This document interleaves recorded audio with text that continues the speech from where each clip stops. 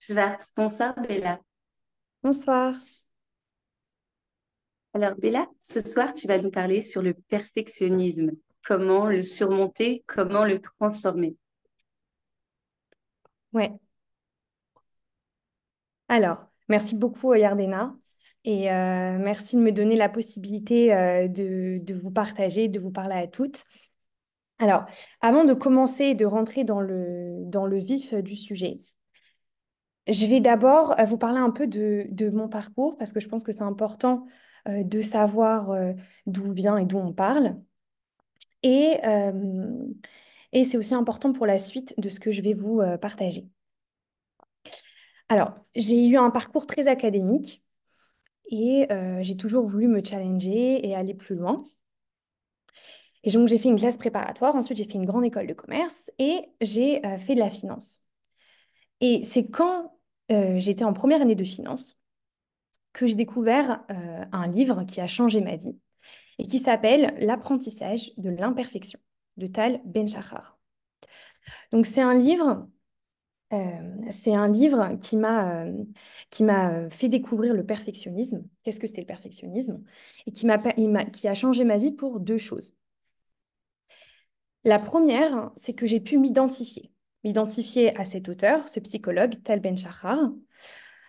Et donc, ça m'a permis de me sentir moins seule et de me dire qu'il y avait des personnes qui étaient perfectionnistes et qui avaient pu surmonter cela. Et puis la deuxième chose, c'est que ce psychologue donne des stratégies pour pouvoir surmonter son perfectionnisme. Il faut savoir que Tal Ben-Shahar, c'est un psychologue très populaire, aux États-Unis notamment, et qu'il est un spécialiste de la psychologie positive. La psychologie positive, c'est une psychologie euh, qui étudie, on va dire, les conditions pour atteindre le bonheur et le bien-être, et donc qui se concentre sur cela. Donc c'est comme ça que je vais structurer la conférence. C'est-à-dire que dans un premier temps, je vais vous donner les caractéristiques du perfectionnisme. Comme ça, vous pouvez vous identifier si vous l'êtes. Et ensuite, je vais vous donner des stratégies pour pouvoir surmonter ce perfectionnisme-là. Et enfin, je vais me faire un petit focus sur l'éducation des enfants. Euh, c'est un focus que Tal Ben-Shahar fait et qui, je pense, est important. Alors, avant de commencer, euh, j'aimerais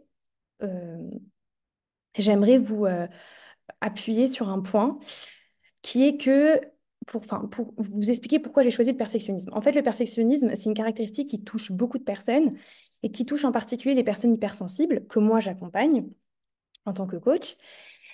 Et c'est une caractéristique qui, qui est, euh, qui a encore plus d'impact sur les personnes hypersensibles parce que les hypersensibles prennent tout très à cœur et ressentent, vivent leur perfectionnisme de manière assez chaotique.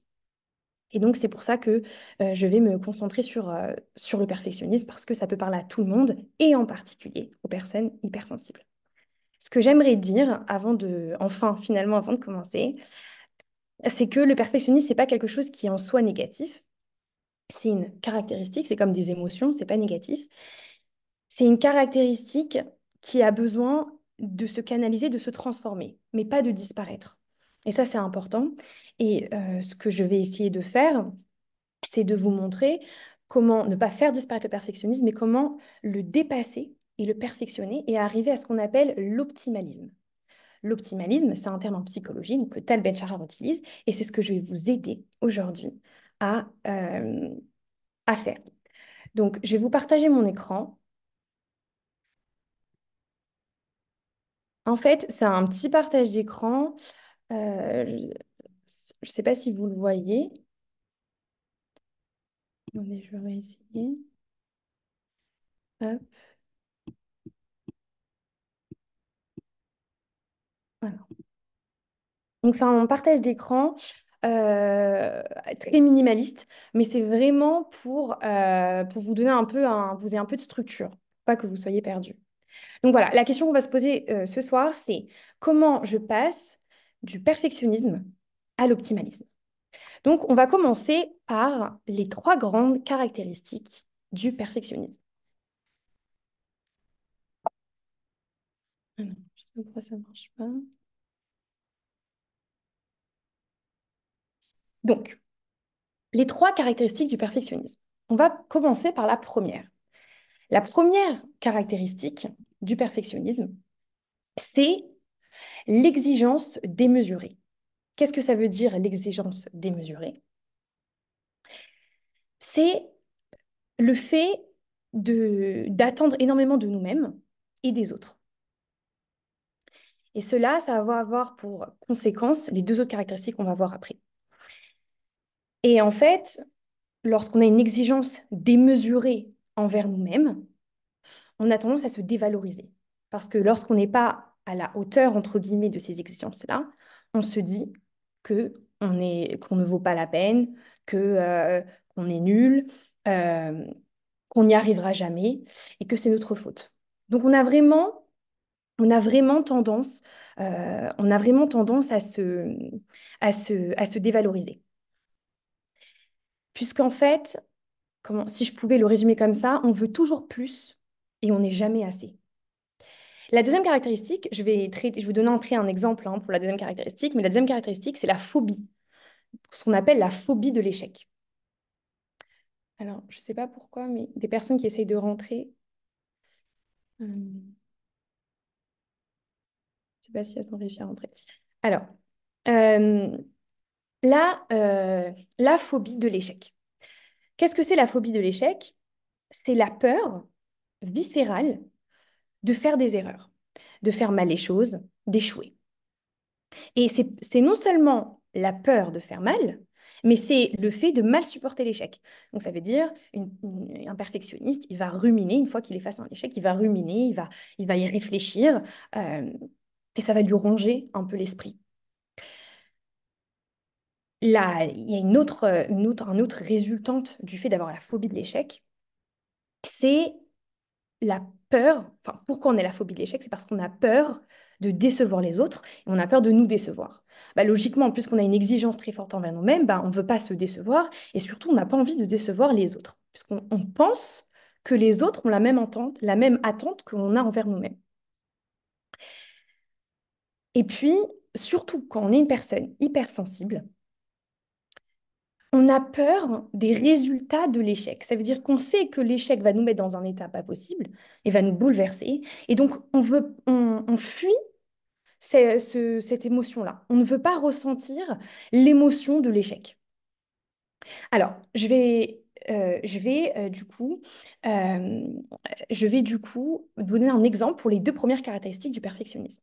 Je vous donne cet exemple pour que vous puissiez voir concrètement comment ça peut s'illustrer dans la vie.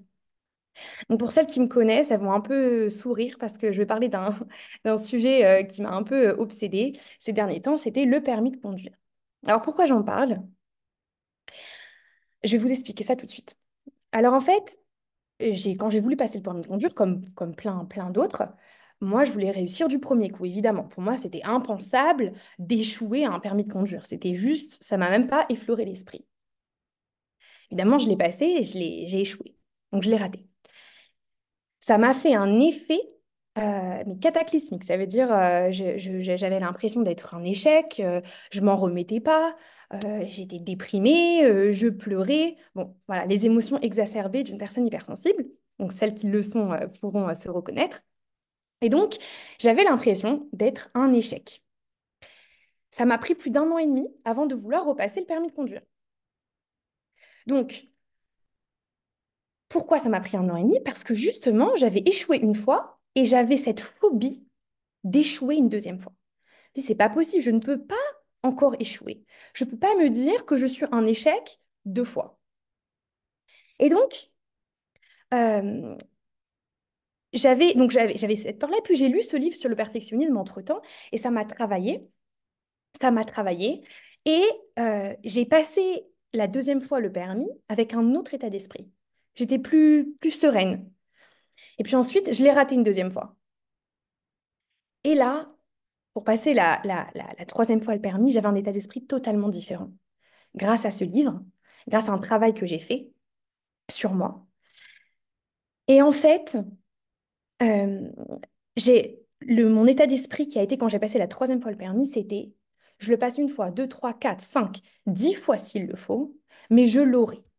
Et ce qui compte, c'est que je l'ai et je le passerai autant de fois, j'échouerai autant de fois, mais je veux l'avoir. Et donc, pourquoi? Et bon, la troisième fois, je l'ai passé et je l'ai eu. Mais pourquoi je vous parle de ça? Je vous parle de ça parce que je trouve que c'est un exemple qui illustre très bien ce que les perfectionnistes vivent au quotidien. C'est cette exigence démesurée qu'on se met sur nous et qui nous empêche d'accepter, d'échouer, d'accepter de faire des erreurs et qui nous paralyse. Parce que le fait d'avoir peur de l'échec, ça nous empêche de faire des choses, euh, de faire des choses dans la vie qu'on aurait fait si on n'avait pas cette peur-là.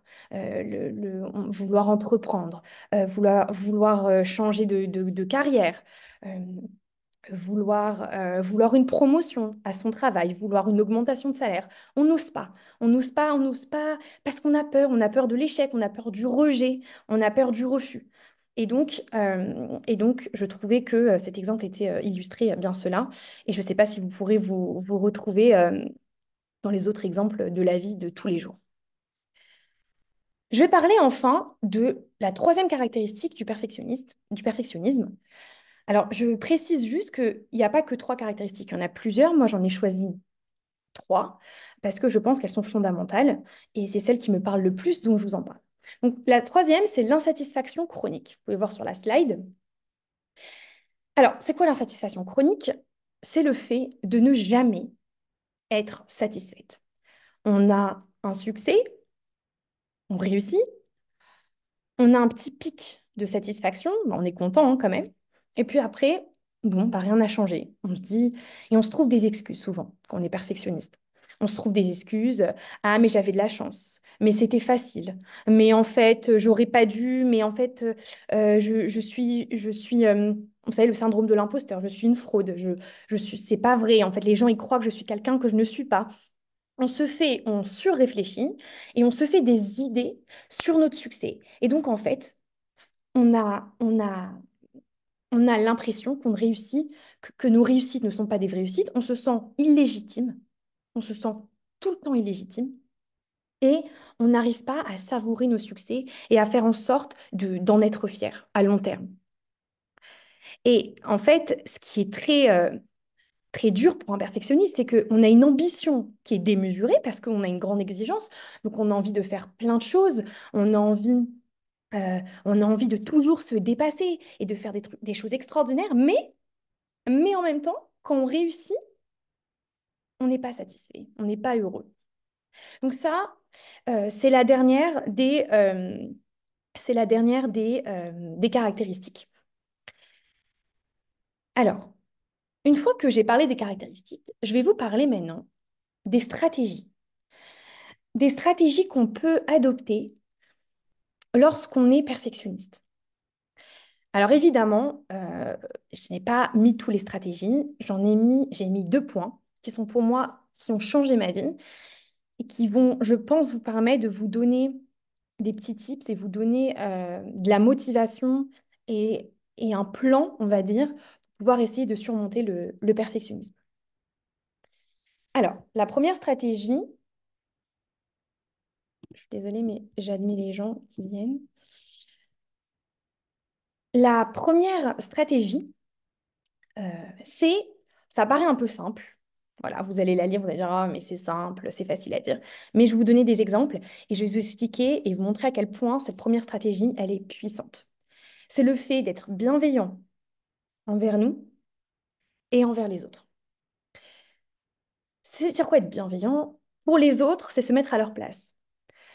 Quand on est déçu par quelqu'un parce qu'on se dit, oh, il répond pas à mes exigences, j'attendais beaucoup plus de lui, il faut se mettre à sa place. Il faut se dire bah, dans quelle situation il est, quel est son passé, son éducation, sa situation actuelle, comment il se sent. Se mettre à la place de l'autre. Pouvoir avoir de l'empathie, être bienveillant et descendre un peu ce niveau d'exigence qu'on a envers les autres. Maintenant, envers nous-mêmes. Comment faire pour, pour être bienveillant envers nous-mêmes. Une des choses qu'il faut se dire, c'est donc changer son mindset, son état d'esprit, c'est se dire que tout le monde, tout le monde, sans exception, et je mets au défi quiconque de me dire le contraire, tout le monde a des difficultés dans la vie. Alors, il y a différents niveaux de difficultés. Il y a des difficultés qui sont plus profondes, plus fortes, et il y en a qui sont un peu plus légères, mais tout le monde, sans exception, est confronté à des difficultés dans sa vie. Et tout le monde, c'est le propre de l'humain, a des difficultés et se relève. C'est le propre de l'humain et c'est l'évolution d'un être humain. C'est le fait d'avoir des difficultés, de rencontrer des obstacles et de le dépasser pour survivre en fait. Et je vais vous prendre un exemple qui pour moi est un exemple assez classique mais qui est très parlant. C'est l'exemple du bébé. On dit ça aussi parce que j'ai une fille il n'y a pas longtemps, donc c'est vrai que pour moi c'est très parlant. Un bébé, euh, quand il veut, quand il évolue, donc il rampe, il se met à quatre pattes, il marche. Quand il veut marcher, bah, il tombe. Il tombe, il se relève, il tombe, il se relève, il se fait mal, il pleure, il se relève. J'ai jamais vu un enfant, enfin, peut-être c'est rare, hein, enfin, je pense que c'est rare, mais un enfant qui s'assoit et qui dit ah non, mais enfin qui se dit j'arrête parce que là, franchement, c'est trop là, je me fais trop mal, il faut pas que je me relève. Ça n'existe pas. Un bébé, c'est instinctif, mais il se relève et il avance. Ça nous viendrait pas à l'esprit de s'énerver contre un bébé qui tombe. C'est-à-dire, au contraire, on est là, on l'encourage, on lui dit lève-toi, il tombe, on lui dit bravo, mais ça ne viendrait pas à l'esprit de dire à ce bébé, mais qu'est-ce que tu fais, pourquoi tu tombes, de s'énerver contre lui. Et donc, je pense qu'il faut avoir l'attitude qu'on a envers un bébé. C'est un peu étrange à dire, mais il faut qu'on ait la même bienveillance envers nous-mêmes. Parce qu'on a tous de ce bébé-là en nous. Et on est humain, et le propre de l'humain, c'est de tomber, d'avoir mal, de pleurer parfois, de se relever, d'apprendre de ses erreurs et de se relever. Et c'est pour ça que j'ai mis derrière enfin, dans la slide, j'ai mis cette phrase d'Einstein qui dit que derrière chaque difficulté, il y a une opportunité. Il y a plein de citations comme ça. Chaque difficulté vous permet d'aller plus loin, d'aller plus haut, d'aller plus vite. Et c'est ça qu'il faut retenir dans la chute et dans l'échec.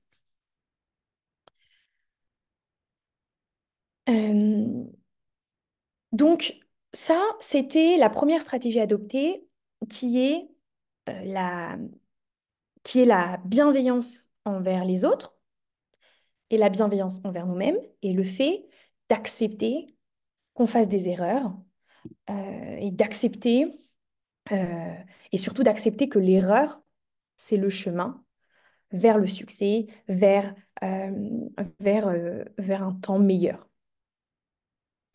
La deuxième stratégie, c'est une stratégie qui, on dit en anglais, mind-blowing, mais qui est vraiment, j'ai trouvé quand je l'ai, c'est Tal Ben-Shahar évidemment qui en parle, quand je l'ai lu et quand je l'ai appliqué, ça a vraiment changé en fait, ça change la perception qu'on a des événements, des choses et de la vie en général.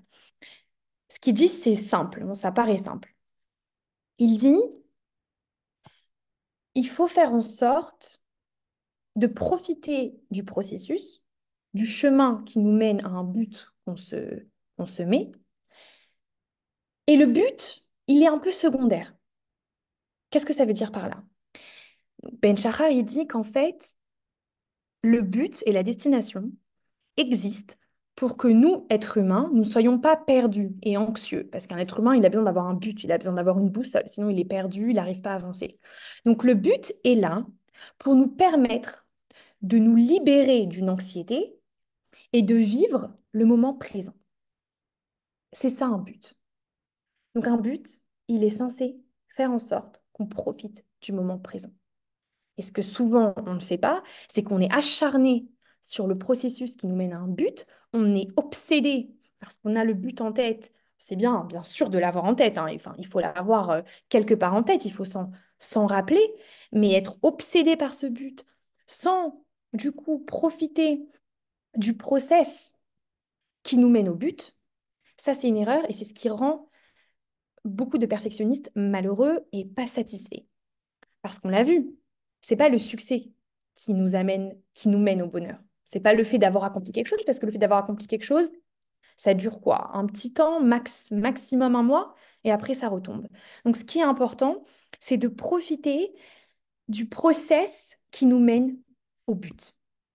Et ça, c'est fondamental. C'est quoi les questions qu'il faut se poser? Les questions qu'il faut se poser, c'est est-ce que lors du process qui m'a mené à mon but, j'ai grandi, j'ai évolué, j'ai appris des choses sur moi, j'ai découvert des choses sur les autres, euh, j'ai, je me suis cultivée, j'ai j'ai découvert des choses surprenantes sur moi, je suis devenue plus forte, je suis devenue plus bienveillante, je suis devenue plus à l'écoute. Est-ce que, est-ce qu'on s'est transformé sur ce chemin-là? Est-ce qu'on a changé notre identité, en quelque sorte? Est-ce qu'on a pu façonner notre identité grâce à ce chemin-là? Et c'est ça les questions qu'il faut se poser. Et c'est ça, il faut embrasser le chemin qui nous mène vers notre but. Et j'ai des petites citations que j'avais mis que je vous ai mis sur la slide parce que c'est des citations que je pense résonnent bien avec ça. C'est une citation de Tony Robbins, qui est un des coachs très connus aux États-Unis. J'ai eu la chance de pouvoir suivre sa formation. Il dit que growth is happiness. Le fait de grandir, c'est ça qui rend heureux. Ce qui rend heureux, c'est pas d'atteindre son but. Ce qui rend heureux, c'est de grandir en chemin vers son but. Et il y a deux autres phrases que c'est son acolyte, enfin son collègue, son collaborateur, je dirais, c'est Graziosi. Il dit deux choses qui sont extrêmement importantes. Il dit toujours, il répète à longueur de temps, progress over perfection. C'est-à-dire, le progrès, c'est ce qui compte, pas la perfection. La perfection ne rend personne heureux. La perfection n'existe pas. Donc, elle ne rend jamais personne heureux puisque personne n'atteint la perfection. Il dit progresser, avancer, grandir, évoluer, se transformer, faire des choses, avoir un impact sur les gens, avoir un impact sur son environnement. C'est ça qui compte. Et il dit autre chose qui est intéressante aussi. Il dit You have to fall in love with the process. C'est-à-dire, il faut tomber amoureux du processus qui nous mène à notre but. Donc ça, c'est des petites citations pour vous illustrer ce point de stratégie. Et c'est ça qu'on appelle l'optimalisme. Être une personne optimale, contrairement à être une personne perfectionniste, c'est une personne qui sait que le chemin va être chaotique, mais qui sait aussi que le chemin peut lui amener beaucoup de plaisir et de bonheur et qui en profite. Je vais vous donner encore une sorte de métaphore pour, euh, pour vous aider à comprendre cette idée-là. Cette idée de il faut profiter du chemin et que le but, c'est pas ce qui compte en vrai. Parce que ça peut être un peu difficile à accepter. Je prends encore l'exemple des enfants et d'être maman, je vais beaucoup me concentrer là-dessus. Quand on est un parent en général, on a envie, le but en fait, c'est quoi? C'est que notre enfant, il soit bien, il soit en bonne santé, il soit heureux et qu'il puisse réussir sa vie plus tard et devenir une personne accomplie. C'est ça le but quand on a des enfants. C'est pas de les laisser dans la nature et puis de les oublier. Non, c'est de faire en sorte de les accompagner pour qu'ils deviennent les meilleurs adultes possibles. Maintenant, est-ce qu'une mère ou est-ce qu'un père, on va dire une mère ici, dans d'autres cas, a en tête 24 heures sur 24, en fait mon but absolu, c'est que mon enfant se développe, que mon enfant grandisse, que mon enfant soit heureux. Non, on ne pense pas à ça. Bien sûr qu'on l'a derrière dans nos têtes, puisque c'est imprégné. C'est imprégné chez nous. Mais on n'y pense pas 24 heures sur 24, on n'est pas obsédé par ça. Au contraire, on profite de chaque moment avec notre enfant. On profite de chaque moment. Il y a des difficultés, évidemment. Et on passe tous ces moments-là, et c'est ces moments-là qui créent la relation qu'on a avec notre enfant. Et c'est ça qui change notre identité en tant que maman. L'identité en tant que maman, quand on devient une mère, c'est pas parce que notre enfant est devenu un adulte accompli. Non, on devient une mère grâce à ces moments qu'on a passés avec notre enfant. Et c'est ça qui shift, qui transforme notre identité. Et c'est ça qui est important. Je vais, je vais terminer par un petit point d'attention sur l'éducation que Tal Ben-Shahar, donc le psychologue dont je vous parlais, fait. Il parle de l'éducation et comment éviter de faire de nos enfants des futurs perfectionnistes. Donc, je vais faire un petit focus dessus, pas très longtemps, mais je vais essayer d'en parler, de vous donner des petites pistes de réflexion par rapport à ça. On a malheureusement un système éducatif. Attendez, je vais juste changer la slide. On a un système éducatif, et en particulier en France, qui est basé sur la perfection. Qu'est-ce que je veux dire par là?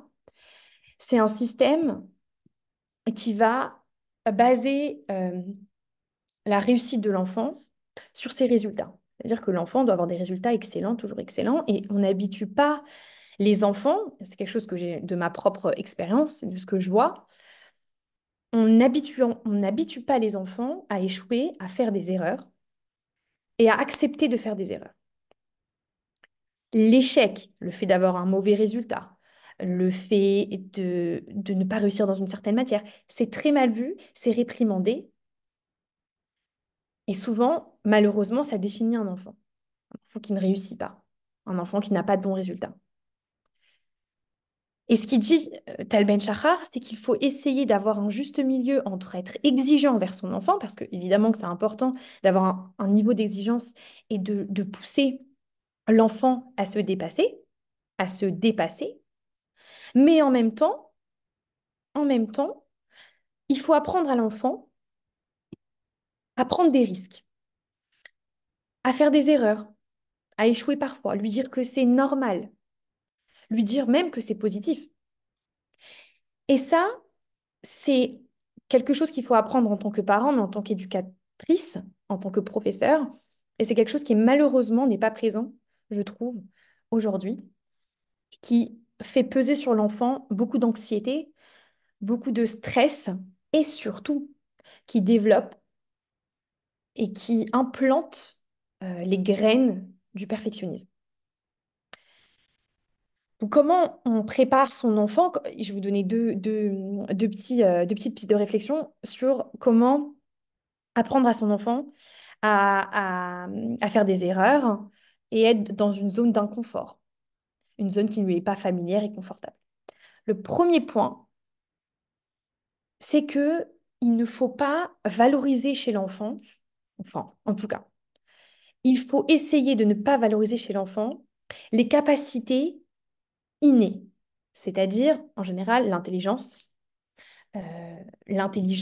le don, le fait d'être doué. Il ne faut pas, alors, bien sûr, on peut bien sûr faire des compliments, mais il ne faut pas trop le valoriser. Pourquoi? Parce qu'un enfant intelligent, à qui on répète qu'il est intelligent à longueur de journée, il va ensuite intérioriser et croire que puisqu'il est intelligent et si doué et si incroyable, qu'il est à l'abri de tout échec, parce qu'une personne intelligente ne peut pas échouer. Et lorsqu'il échoue, il ne comprend pas. Il se dit, il y a un court-circuit et il se dit, bah donc en fait, je ne suis pas doué, je ne suis pas intelligent et ça le dévalorise complètement. Donc il faut essayer de faire en sorte de valoriser chez l'enfant l'effort, le travail fourni, le dépassement de soi, aller toujours plus loin. Même s'il n'y a pas le résultat, c'est pas grave, mais faire en sorte de vraiment valoriser les efforts qu'un enfant fait. Et ça, c'est primordial. La, la deuxième piste de réflexion qui est reliée, c'est d'éviter de montrer des signes d'affection, de joie ou de satisfaction seulement quand l'enfant a des bons résultats. Alors, il donne un exemple, Tal Ben-Shahar, il dit par exemple quand un enfant vient avec une super note et que le parent lui dit, ah, je t'aime, tu as eu cette super note, je t'aime. Donc, en fait, faire ça, c'est mettre en relation l'amour qu'on porte à un enfant, son affection, l'affection qu'on a pour lui, l'admiration et les résultats qu'il donne. Et qu'est-ce qui se passe chez l'enfant, évidemment, automatiquement? Quand il échoue, quand il a une mauvaise note, il se dit, je vais plus être aimé. Et ça, ça implante, comme je disais, les graines du perfectionnisme parce que du coup, ça crée cette phobie de l'échec. Si j'échoue, je vais décevoir et je vais plus être aimée. Et donc, encore une fois, euh, il faut encore une fois mettre en valeur toujours et tout le temps l'effort. Et il dit aussi d'Al-Ben Shahar que c'est important de privilégier pour les enfants, surtout en bas âge, de privilégier des moments où l'enfant se débrouille tout seul, mais vraiment tout seul et qu'il n'y a aucun commentaire, qu'il soit positif ou négatif. Parce que les deux peuvent avoir une sorte d'impact sur lui et de lui le laisser rater, ne pas réussir et lui laisser trouver la solution seul, en échouant. Donc ça, c'était sur l'éducation et euh, je vais terminer par une phrase que Tal Ben-Shahar a dit dans ce livre-là et qui pour moi résonne avec tout ce que je vous ai présenté avant, qui montre à quel point l'échec est fondamental. Déjà, il est inévitable, l'échec, inévitable. Pouvoir progresser, avancer et devenir meilleur, découvrir des choses sur soi et, et grandir. J'ai pas vraiment le mot en français pour grow. Il n'y a pas vraiment de terme, on va dire grandir. Et la phrase, c'est la suivante. Donc, c'est traduit, hein, mais c'est soit on apprend à échouer, soit on échoue à apprendre. Donc, j'espère que cette phrase, elle vous inspirera. Je pense qu'elle elle résume bien le perfectionnisme, elle résume bien les défis qu'ont les perfectionnistes en général à, à relever dans la vie de tous les jours, dans une société qui pousse très souvent, et en particulier la société française, qui pousse très souvent à l'excellence, à l'élitisme, à toujours avoir toujours les meilleurs résultats, euh, et qui ne prend pas assez en compte et qui ne met pas assez en valeur l'échec.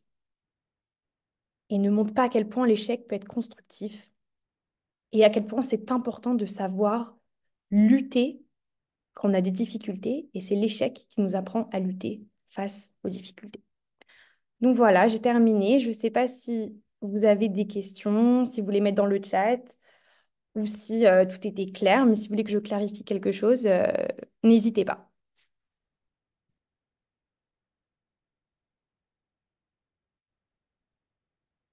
Et s'il n'y a pas de questions, ah oui, je redonne le nom du livre. Alors, le livre, c'est L'apprentissage de l'imperfection de Tal Ben-Shahar. Je vais l'écrire sur le chat. Alors,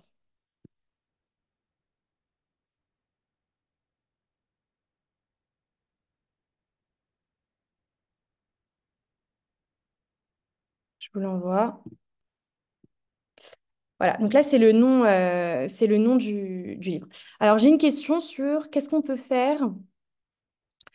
Sipora, qu'est-ce que tu veux dire par arriver à ce niveau? Un niveau d'optimalisme? Est-ce que tu pourrais expliciter plus ta question?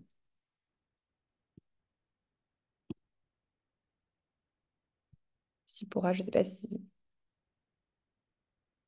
tu veux peut-être écrire ta question parce que tu dis qu'est-ce qu'on peut faire de concret pour arriver à ce niveau? Est-ce que c'est le niveau de l'optimalisme? Bon, ouais, j'attends ton éclaircissement. Euh, est-elle... Peux-tu revenir sur... Donc l'optimalisme, c'est justement cette notion-là que Tal Ben-Shahar emploie, qui est le fait d'être ambitieux, d'avoir des buts, mais pour autant faire en sorte de privilégier le chemin vers ce but-là, c'est-à-dire de faire en sorte d'apprécier le processus qui nous mène à un but donné. Même si le chemin il est chaotique, il y a des hauts et des bas, faire en sorte d'embrasser ce chemin-là et et d'en profiter. C'est ce qu'il dit. Il dit prends plaisir au processus. tomber amoureux du process, entre guillemets. Alors, Tipora, donc tu voudrais que j'éclaircisse sur le... Oui, faire des actions pour profiter plus du chemin et de ne pas attendre le résultat. Alors, il faut toujours avoir derrière sa tête, évidemment, le but pour avoir une boussole. Comment on fait pour plus profiter du chemin? Ce qu'il faut faire, c'est déjà, je pense, la première chose à faire, c'est changer son état d'esprit. Ça veut dire, c'est quelque chose que j'ai remarqué chez moi. Changer son état d'esprit, c'est d'essayer de voir les choses d'une autre manière. Si vous voyez le chemin pour arriver au but, si vous le voyez comme un poids, comme comme un joug, euh, si vous le voyez comme ça, vous n'arriverez même pas à profiter. Si par contre vous vous dites, je sais pas si tu as un exemple concret, euh, par exemple faire médecine, je sais pas, la première année de médecine, c'est dur, c'est challenging, c'est anxiogène aussi parfois parce que c'est très dur, on peut le voir on peut le voir comme un poids énorme, on peut le voir comme quelque chose à se débarrasser vite et bien fait. Et on peut voir cette première année de médecine comme un moyen d'apprendre énormément de choses, de découvrir un domaine qu'on ne connaissait pas, d'apprendre la rigueur, d'apprendre à se dépasser et de faire en sorte donc apprendre à se dépasser et se dire, bah, cette première année, imaginons qu'on rate la première année de médecine, ne pas se dire, oh là, j'ai raté ma vie parce que j'ai raté ma première année de médecine, qui était mon but. Mais se dire au contraire, qu'est-ce que cette première année de médecine m'a amené? Qu'est-ce que j'ai appris? Qu'est-ce que ça m'a appris sur moi? À me dépasser, à dépasser l'anxiété, à dépasser le stress, à, à dépasser mes propres limites. Et je peux vous dire que quand vous sortez de cette première année de médecine avec cet état d'esprit et le fait de, de se dire qu'on va se transformer, qu'on va essayer de se transformer, d'évoluer sur ce chemin-là, ça vous change complètement votre vision de cette année.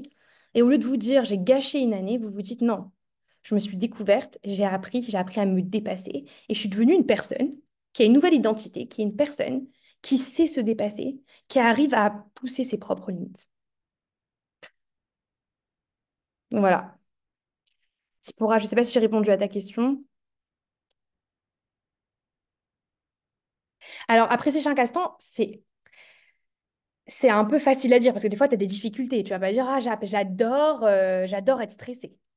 Tu vois, tu peux pas apprécier chez un castan. Et je pense que c'est pas ça le. Il faut apprécier les bons moments, ça c'est sûr. Apprécier les bons moments. Et les moments difficiles, c'est ce que je disais, c'est lutter face à ces moments difficiles et essayer de faire face, de se travailler sur soi. On n'est pas obligé d'apprécier parce que c'est pas toujours sympathique, mais essayer de se dire, ah, j'ai dépassé ce moment, j'ai grandi, j'ai changé, je suis une autre personne. C'est plus ça que le fait d'apprécier chaque moment. Exactement. Exactement. Trouver du sens. Je suis désolée, hein, pour les autres, je lis le chat. Donc oui, c'est exactement ça, Tsipora. C'est le fait de trouver du sens, euh, le mal, ou les choses qui nous sont pas agréables. Exactement. Exactement. Et je pense, c'est ce que dit Einstein. Exactement ce que dit Einstein. Derrière chaque difficulté, il y a une opportunité. Opportunité de tout, d'évoluer, de grandir, de changer de carrière, je sais pas, de se marier, d'avoir des enfants, voilà, de passer une étape dans sa vie. Et moi, j'y crois, c'est ce que j'ai expérimenté. Mais je pense qu'avant tout, il y a beaucoup de l'état d'esprit. C'est très américain, ça, le mindset, mais c'est quelque chose qui est très, très vrai. Je pense que lorsqu'on change son état d'esprit, on change énormément de choses, on change sa vision du monde et on est beaucoup plus appréciatif des bons moments et beaucoup plus combatif dans les moments difficiles.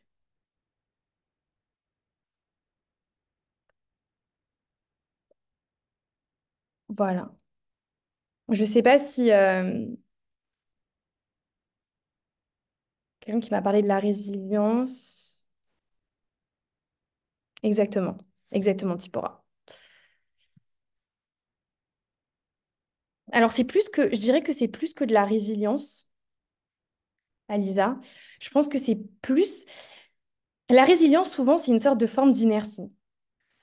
Alors, c'est important d'être résilient, c'est important de tenir face, mais je pense que c'est important aussi de rebondir et d'aller plus haut et pas juste avoir cette force de je résiste contre la tempête, mais comme ça, complètement frigorifié. Je pense que c'est important de d'avancer avec. Je sais, ça peut paraître un peu